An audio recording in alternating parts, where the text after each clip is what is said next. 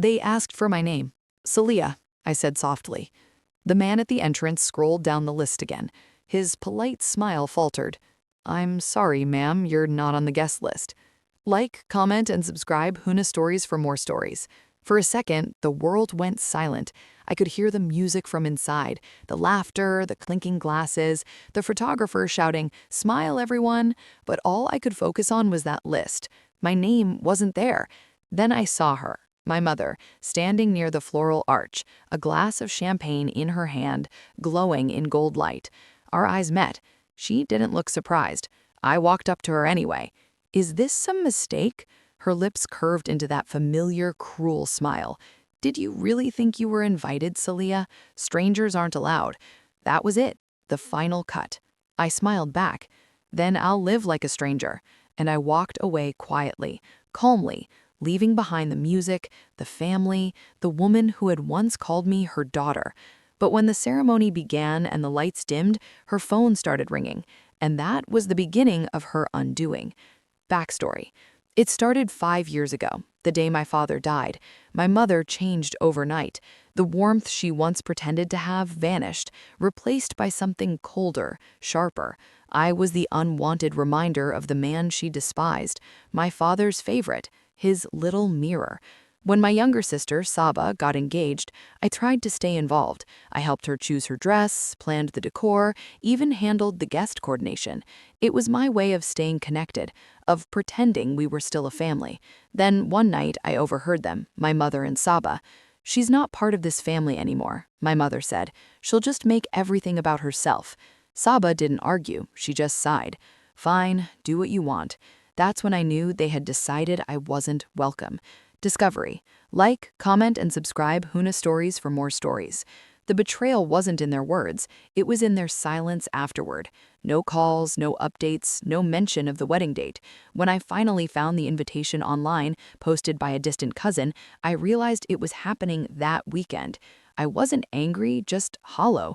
I sat there staring at the photo of my smiling sister in her bridal dress, and something inside me clicked. If they wanted me gone, I would give them that, but on my terms. The plan. My father had left behind more than memories. He had left property, shares, land, and a family business.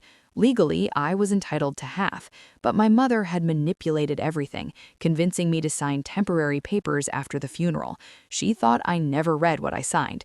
She was wrong. For months, I'd been preparing quietly. I had already found the old lawyer who drafted the will. He was sick, but alive, and more than willing to help correct what had been stolen.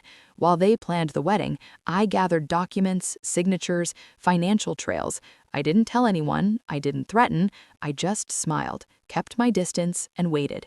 My revenge wasn't about shouting or fighting. It was about silence, the kind that echoes. Execution. The night before the wedding, I met with my lawyer. "Are you sure?" he asked. "Yes," I said. "File everything tomorrow morning. Make sure she gets the notification during the ceremony." He hesitated. "That'll ruin the day." That's the point. The paperwork included not just my inheritance claim, but proof of forgery. Her signature pretending to be mine on legal documents, a criminal offense. Everything was timed. The delivery, the public record, even the alert to her business partners. She had built her empire on lies. I just pulled one brick. The climax. So when her phone rang during the ceremony, I didn't have to be there to see it. I knew her expression. Shock first, then confusion, then realization. By the time the groom placed the ring on Saba's finger, my mother was already pale, gripping her chair.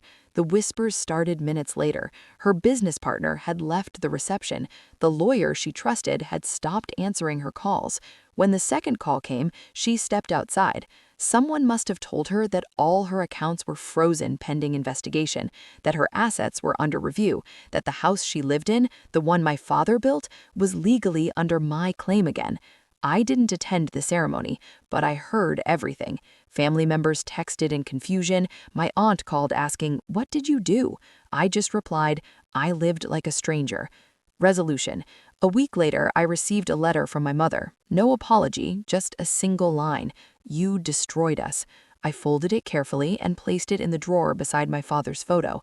"No," I whispered, "you did that years ago. I just reminded you." Now I live in the house she once called hers. It's quiet, peaceful. Sometimes I pass by the mirror in the hallway, the one my father installed himself.